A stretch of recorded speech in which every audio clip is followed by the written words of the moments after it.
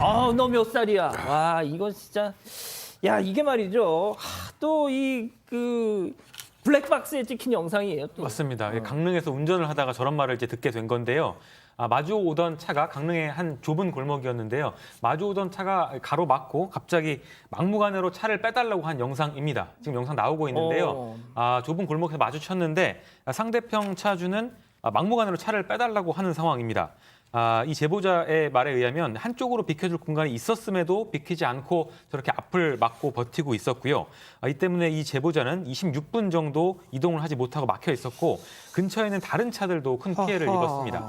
자, 지금 박 변호사님 보시다시피 오른쪽으로 빠지면 돼요. 그렇죠. 이게 교행이라 그러잖아요. 이 서로 저 빨간색 나왔죠. 살짝 빠져주면 다 나갈 수가 있습니다. 근데 여기 공간을 좀 무시한다듯이 지금 소리는 안 나고 있는데 계속 경적 소리 들립니다. 빼라, 네가 빼라라고 계속 전진을 하고. 지금 뭐 그렇죠. 운전석 쪽에서 오히려 앞으로 오면서 지금 문 열고 뭔가 욕설을 비슷한 얘기도 하는 것 같기도 하고요. 오히려 적반하장으로 계속적으로 밀어붙이는 모양새입니다. 자, 그렇다면 당시 상황 음성으로 직접 한번 들어보시죠.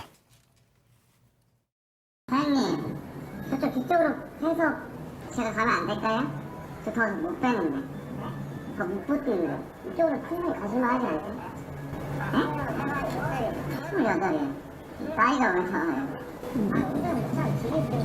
여기를 빼서 가시면 되잖아요. 지금. 충분히 가실만 하지 않으세요? 공간이 이만큼 남는데?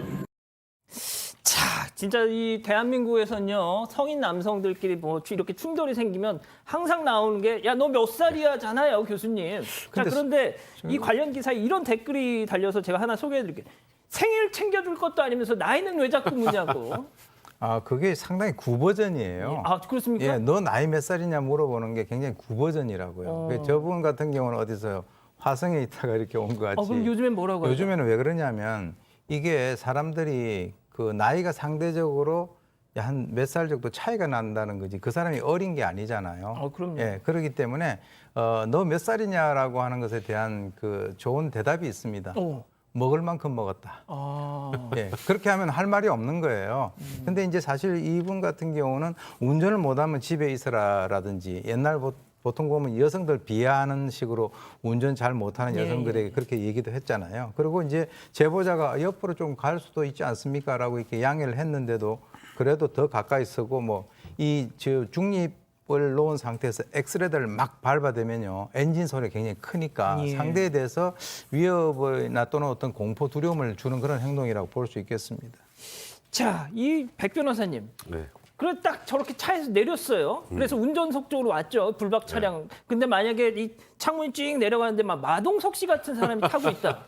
그러면은 또 갈 거 아니에요, 그냥. 아마 후진으로 100km로 갔겠죠. 예. 근데 이제 저분 입장에서도 지금 피해 차량 입장에서는 저 해결이 안 나잖아요. 저렇게 계속 있으면. 그럼요. 결국 경찰에 도움을 요청을 했는데 거기서부터가 더 황당합니다. 왜요? 이제 경찰이 왔어요. 그럼 보통 어떻게 할까요? 왔어요. 네, 왔잖아요. 이제 그럼 좀 차를 좀 이렇게 빼고 어떻게 할 거 아니에요?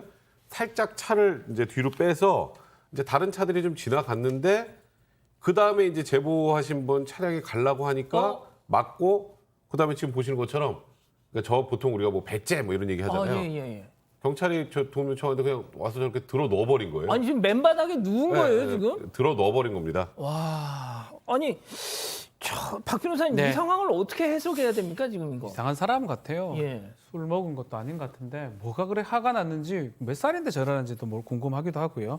어쨌든 간에 이렇게 행동을 자꾸 하니까 뭐 차를 지금 결국 빼서 갑니다. 그러니까 본인이 다시는 방법이 없다고 생각이 드니까 1분 정도 있다 일어나서 차를 탔다고 그러고요. 그러면서 다시 이제 지금 나오고 있는데 제보자 차 옆을 지나가고 사실은 지금 보면 경찰이 안 왔더라도 차량 운전으로 빠져나갈 수 있는 공간이 충분히 있었거든요. 아니, 나갔잖아요. 예. 나갔잖아요. 예. 근데 이제 일부러 때를 좀 썼던 게 아닌가. 뭔가 뭐 화가 나는 게 있는지 몰라도 계속 때를 쓰면서 제보자한테 하풀이 아닌 하풀이 눕기도 하고 그렇게 한 걸로 보입니다.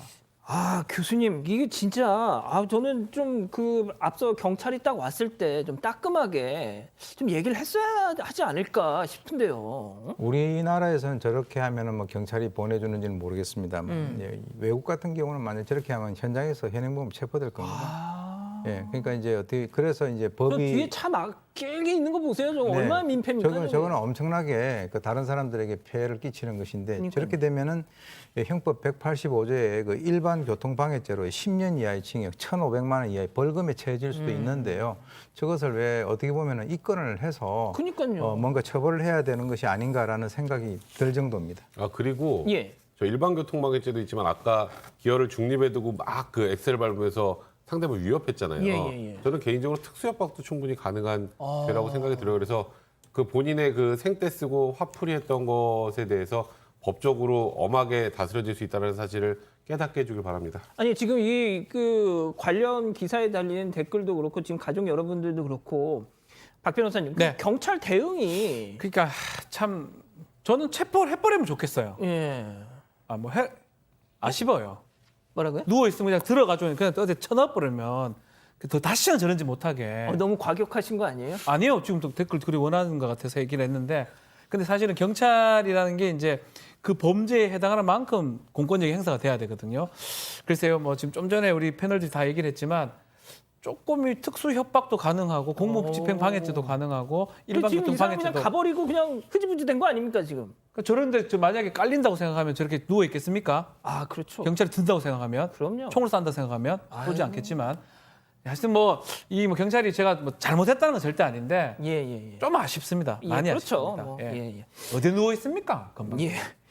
알겠습니다. 자 오늘 사건 이렇게 마무리하고요.